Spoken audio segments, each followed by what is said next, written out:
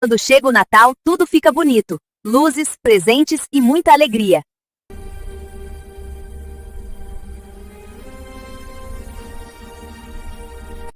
Mamãe, por que a gente comemora o Natal? O Natal é muito mais do que presentes. É o dia em que lembramos do nascimento de Jesus. Há muito tempo, Deus enviou seu Filho ao mundo.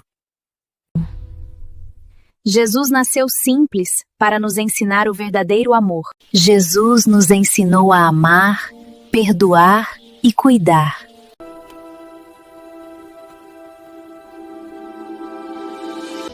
O verdadeiro sentido do Natal é Jesus. Feliz Natal! Natal é Jesus, é amor real. Muito mais que o presente, é paz total. Natal é Jesus, vida sem igual. Ele é a essência do Natal.